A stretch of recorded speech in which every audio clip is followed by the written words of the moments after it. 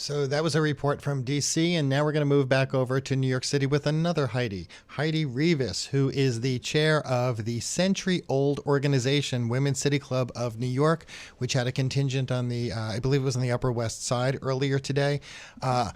If you don't know much about Women's City Club, we'll ask Heidi about it. One of its earliest members, one of its earliest founding members was Eleanor Roosevelt. You might not know that. Heidi Reavis, Reavis, welcome to WBAI. Thank you so much, Jeff and Celeste. We really appreciate your having me today. And it was a cold day outside, but we all were very cozy and warmed up for a wonderful day of celebrating diversity and togetherness and progress. You know, despite the weather forecast, I don't know what it is right now outside, but I have to say it was cold, but it wasn't snowy. So far we're not getting the bad weather that had been expected until maybe later. And anyway, so tell us a little about what it was like, what the theme, the mood was out on the streets. I mean, we're hearing that it was a thinner crowd, but some of the people we've spoken with who did participate told us what motivated them. So I'm also curious what motivated you to participate today. Thank you, Jeff. Well, I found the event very, very uplifting. Of course, hardly a march I've missed. But today was a special one.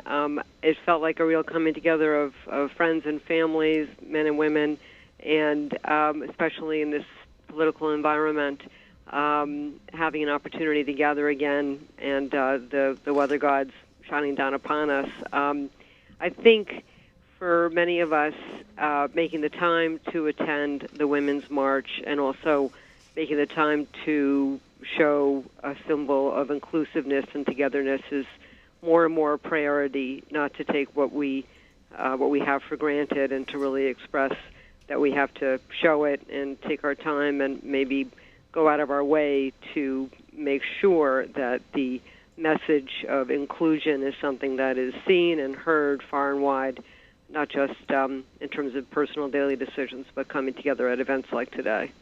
And with some of our guests today, we have, we've talked about the controversy, but we've also talked about how inspiring it has been to see a continued, an ongoing level of civic engagement. Your thoughts on that? Thanks for asking about that. First of all, at the Women's City Club of New York, which is one of the older organizations that's been very much focused on grassroots activism and trying to participate in making the city a better place for everyone, and also focusing on those less represented and underserved. I have to say, I feel that this year is a banner year for New York State, that we, once again, I'd like to believe, are taking the lead in legislation that really shows we're not just leaning in and listening, but acting and responding. Everything from increasing the minimum wage to $15 just a few weeks ago, passing legislation just a few months ago, focused on anti-harassment initiatives and discrimination training at all employers, to additional legislation supporting the claims of victims of sexual harassment. We're not just marching today in the hope of things happening in the future, but I think our group marched today and also to support those legislators that actually have made it a priority to act swiftly and make up for lost time. So in your full-time career, you're managing partner of Reavis Page Jump LLP, and this law firm specializes in alternate dispute resolution and litigation. My assumption is there are a number of cases that are relevant to women in your practice. Can you talk a little about how in your career you've been dealing with a lot of the issues that also motivated people to go out on the streets today?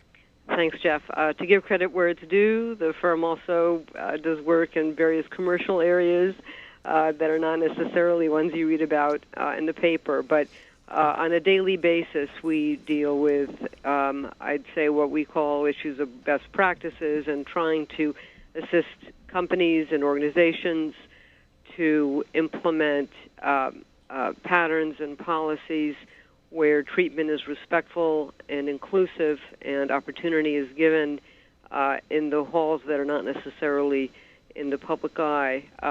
So our work in the employment field focuses on working with organizations and individuals to have more of an inclusive and progressive environment. Specifically, recently we've unveiled live trainings that are responsive to the legislation that passed in just this past October that have to do with anti-harassment training and discrimination prevention at the workplace. Because as of October 9, New York State is again in the forefront, one of a number of states that have legislated having workplaces where people understand not just what some of the problem trends are, but also what their rights are, what the agencies there are that are there to assist and make sure that the information is out, and that private employers have an obligation not just to adopt whatever policies they may wish for themselves, but to make sure that their employees take ownership of upholding the law and treating one another respectfully and inclusively. So it's a very important year, once again, for New York State and a handful of other states that really are, voting with their principle and doing so very quickly. And I'm just curious to know if you think that the Women's March, particularly as a movement, is sort of, does it really have a central meaning? Is it just sort of people showing up to march for whatever they believe in? Because we were talking about some of the controversies, and one of our earlier guests said the answer is, look, you're not going to necessarily agree with everything that is put out there by the organizers, but you're sort of marching for what you believe in. Is that really a movement, or is that people showing up wearing hats, walking down the same street together? Celeste, that's an insightful question, and I think today's march was less reactive and more a coming together of people feeling like we are, in fact, part of one community.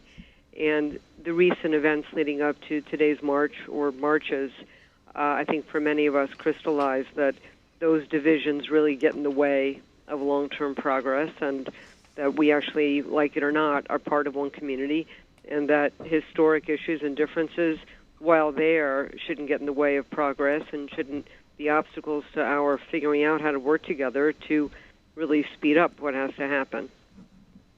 So I had read a profile of you in which you also talked about being, if I'm correct, a second-generation member of the Women's City Club.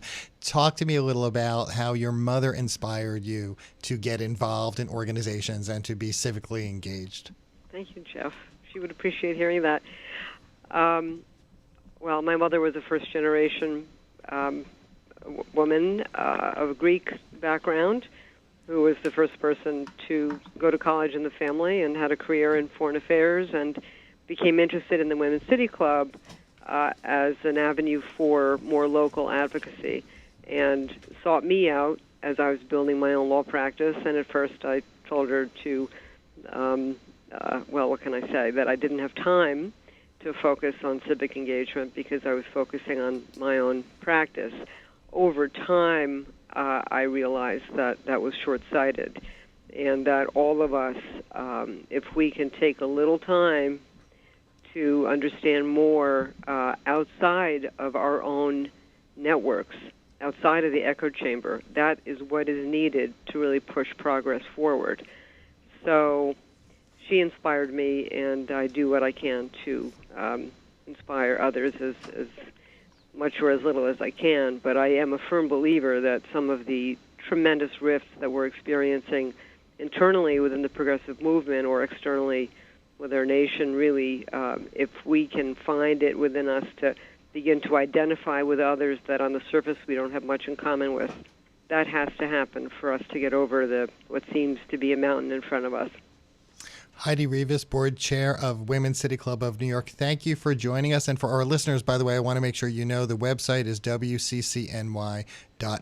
Heidi Reavis, thank you for joining Celeste. Thanks, Jeff and Celeste. Okay, have a good one. Thanks. Dry. You Ciao. too. Bye-bye.